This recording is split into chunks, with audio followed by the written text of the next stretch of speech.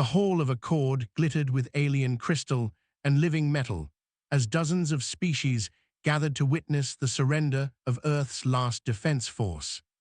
At the center stood a lone human soldier in worn combat armor scarred by plasma and time. His helmet was tucked beneath his arm, and his posture was straight despite the chains binding his wrists. Whispers rippled through the chamber as nobles and warriors alike stared at the small, soft-looking creature from a death world long defeated. Among them was Princess Seralith, daughter of the reigning matriarch of the Violian Dominion. She stepped forward with a laugh sharp as glass and loud enough for all to hear. "So this is the human champion," she mocked, circling him like a bored predator. "I expected something taller, sharper, more terrifying, not this fragile thing that bleeds red." Her words drew amusement from the court and even a few clicks of approval from rival species. The human soldier did not respond and did not raise his eyes. Seralith leaned closer, poking a finger against the cracked plating on his chest. "This armor looks like scrap. Did your people really think this would save them?" Still he remained silent, his breathing slow and measured. The princess scoffed and turned away, satisfied she had reduced him to nothing. At the far end of the hall, the matriarch watched in silence, her ancient eyes fixed on the human with an intensity that unsettled her advisors. She alone recognized the markings etched into the armor, symbols burned into her memory from forbidden archives and older wars. Her grip tightened on her staff as understanding dawned. The court continued to laugh, unaware that history itself was standing in chains before them. The matriarch rose slowly, her movement commanding immediate silence. She descended the steps of the throne with reverence rather than triumph. Each step echoed like a drumbeat of fate through the hall. Seralith noticed the shift and frowned, confused by her mother's sudden change in demeanor. "My daughter," the matriarch said, her voice heavy with memory. "Do you know what you mock?" Seralith lifted her chin proudly and gestured toward the prisoner. "A defeated human soldier, nothing more." A ripple of tension spread as the matriarch stopped directly before the man. She studied his face, the scars, the calm eyes that held neither fear nor hatred. "I was there," she said softly, "when your kind first left its cradle and the stars burned for it." Gasps filled the chamber as elders exchanged uneasy glances. The matriarch reached out and touched the insignia on his armor, careful and precise. "This mark means oath-bearer, last guard, world-ender if needed." Seralith's confidence wavered as murmurs grew louder. The human finally spoke, his voice low and steady. "I was ordered to stand, so I stand." The simplicity of the words struck harder than any threat. The matriarch turned to her court, her voice rising with authority. "You see weakness because you do not understand endurance." Her gaze returned to her daughter, now pale and uncertain. "You laugh because you do not remember." The matriarch straightened and raised her staff, its light flaring across the hall. "Unbind him," she commanded. Several guards hesitated, shocked by the order. Seralith stepped forward in protest. "Mother, he is our enemy. He should kneel before us." The matriarch's eyes hardened. "No," she said. "We kneel before him." The hall erupted into stunned chaos, voices overlapping in disbelief. Seralith froze, the meaning of the words crashing down on her. "Kneel," the matriarch repeated, louder now. "Bow before him." Slowly she lowered herself, placing her staff aside and bending both knees to the floor. The guards followed, then the elders, then one by one the entire court. Only Seralith remained standing, trembling with confusion and fear. The human soldier looked around at the sight, clearly uncomfortable. "This is unnecessary," he said quietly. The matriarch shook her head. "No, it is overdue." She looked up at him with something close to regret.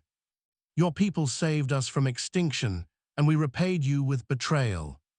Serelith's knees finally gave way as understanding dawned. She bowed her head, shame burning through her pride.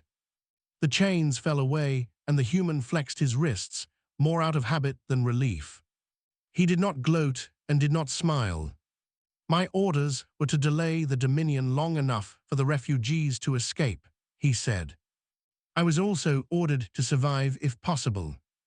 The matriarch nodded slowly. You fought alone on the burning line. Yes, he replied. Alone lasts longer than you think. Silence filled the hall as the weight of his words settled. Serelith looked up at him, her voice barely a whisper. Why did you not defend yourself when I mocked you? He considered the question, then answered simply. Words do not change outcomes, actions do. The matriarch rose and offered him a formal salute reserved only for honored allies. The Dominion owes humanity a debt written in stars. He returned the salute, crisp and precise. Then help us rebuild, he said. Help us make sure this never happens again. The court felt something shift, old power structures cracking under the truth of sacrifice. The Hall of Accord would be remembered not as a place of surrender, but of awakening. Serelith approached the human soldier once more, this time without arrogance. I was wrong, she said, bowing deeply. He inclined his head in acknowledgement. Learn from it, he replied. Beyond the hall ships prepared not for conquest, but for aid. Old enemies stood side by side under new banners of cooperation. The matriarch watched the human depart, a lone figure carrying the weight of a species that refused to kneel. She turned to her daughter. Strength is not loud, she said. It stands even when mocked. Serelith nodded, her future forever changed. And across the stars, the story spread. Of the day a princess laughed, and a mother ordered the galaxy to bow before a human soldier. Time passed differently after that day in the Hall of Accord. Not because the stars changed their paths, but because choices finally did. The human soldier was no longer a prisoner, yet he never became a conqueror. He walked the corridors of the Dominion as an equal, though always slightly apart. Many bowed when they saw him, some out of respect, some out of fear, some out of guilt. He acknowledged none of it beyond a simple nod. To him, survival was not heroism, it was duty carried to its final breath. Serelith followed him one cycle as he stood before a viewport overlooking a ruined world. The planet below was scarred and cracked. Oceans boiled away during the war humanity had slowed with its blood. This was once a cradle world, she said quietly. Yes, the soldier replied. Now it is a warning. She struggled with the weight of that truth. My people believed victory meant dominance, she said. We believed survival meant endurance. He answered. The difference cut deeper than any accusation. Across the Dominion archives were opened, seals broken that had not been touched for millennia. Records of the first human expansion spilled into public sight. Stories of fragile ships holding impossible lines. Of soldiers who stood not because they would win, but because someone had to stand. The galaxy learned that humanity did not conquer by strength alone. It endured until strength became irrelevant. The matriarch convened the council once more. This time the humans stood beside her throne rather than before it. We cannot repay a debt like this with words, she declared, nor with symbols or gestures. A murmur of agreement spread through the chamber. The human raised a hand slightly, a habit from old command structures. Then do not repay it, he said. Carry it. Silence followed, heavier than before. Carry it forward, he continued. When the next small voice is mocked, remember this day. When the next weak world burns, stand even if no one thanks you. That is how my people pay our debts. Seralith felt something settle into place inside her. For the first time, she understood leadership not as command, but as burden. She stepped forward and knelt again, not because she was ordered, but because she chose to. "My life is yours to call upon," she said, not as a subject, but as a shield. The human looked at her for a long moment. Then he offered a hand and helped her stand. "Then stand when it matters," he said. "That is enough." Years later, songs would be written across 1,000 systems, not about battles won or enemies broken, but about a moment of stillness in a shining hall, about laughter that died when truth entered the room, about a mother who remembered, and a soldier who never asked to be remembered at all. Humanity would rebuild slowly, stubbornly, piece by piece. The Dominion would stand beside them, not above them. And whenever a new generation asked why their fleets bore human insignia beside their own, they were told the same story. Of the day pride mocked endurance, and endurance did not strike back. It simply stood. And somewhere among the stars, a human soldier continued walking forward, carrying a history written in scars rather than medals, knowing that as long as someone stood beside him when the galaxy grew cruel, the debt would never truly need to be repaid. Peace never announces its end. It simply stops being enough. The warning came from the outer spiral, where borders blurred and law faded into vacuum. A coalition of raider empires rose from forgotten systems, drawn by rumors that the Dominion now hesitated before crushing resistance. They called it weakness.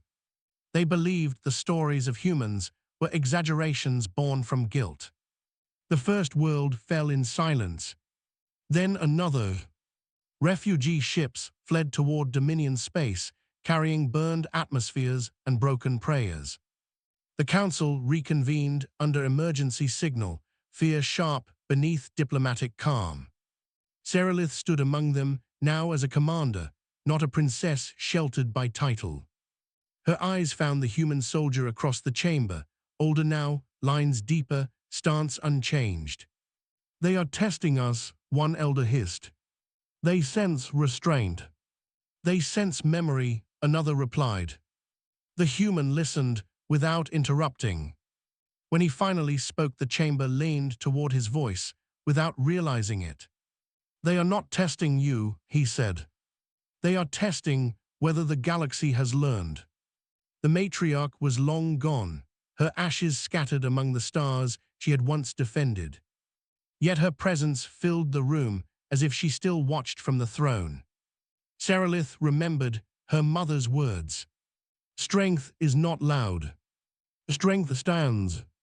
"What would humanity do?" Seralith asked quietly. The soldier met her gaze. "We would send help before we send judgment.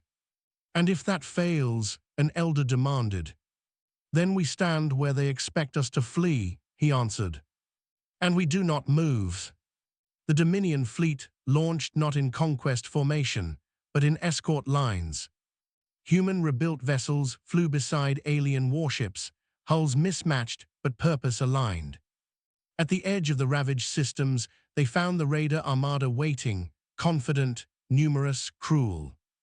Broadcasts crackled across open channels, mocking the hesitation of empires that bowed to ghosts.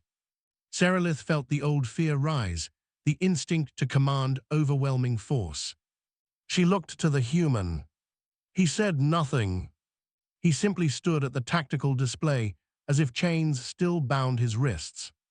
She remembered that silence had once saved worlds. The first shots came from the raiders, violent and eager. Dominion shields flared, human ships interposed themselves without orders. One escort vessel broke apart under sustained fire, its crew evacuating as calmly as if drilled for this exact moment. "They are sacrificing themselves," an officer cried. "No," the human corrected. "They are buying time." That time allowed civilians to flee, supply lines to stabilize, defensive grids to lock into place. The raiders pressed harder, confused by an enemy that did not retreat or countercharge. They began to lose cohesion, their doctrine built on fear failing against endurance. Seralith took command fully then, her voice steady, her orders precise. "Hold the line," she said. "Do not pursue." The fleet obeyed, even as losses mounted. Across the stars, the same pattern repeated. Small stands, unyielding positions, silent refusal to collapse. At last the raider armada withdrew, not defeated, but unsettled. They had expected screams. They found stillness. After the battle, Seralith stood among wreckage and drifting light. She approached the human as he watched rescue crews retrieve survivors. "We could have destroyed them," she said. "Yes," he replied. "But they would return." "And now," she asked. "Now they will remember." News spread faster than the fleets ever could. Not of a decisive victory, but of a line that did not break. Of empires that bowed not to fear, but to responsibility. In distant systems, young officers studied the recordings. They noticed the pauses before commands. The restraint. The willingness to suffer loss to prevent greater ruin. Human endurance became doctrine rather than legend. Seralith returned to the Hall of Accord years later, now as matriarch herself. Above the throne hung no banners of conquest, only a single human insignia etched into crystal. Not as tribute, but as reminder. She addressed the gathered court, her voice calm and clear. "The galaxy will test us again," she said. "It always does. When it does," she continued, "remember who we bowed to and why." Among the assembly stood a human veteran with silvered hair and steady eyes. No longer alone. Never seeking the center, yet always shaping it. And across the endless dark, the galaxy learned a final lesson. That the most dangerous force it had ever mocked was not humanity's strength, but its refusal to fall.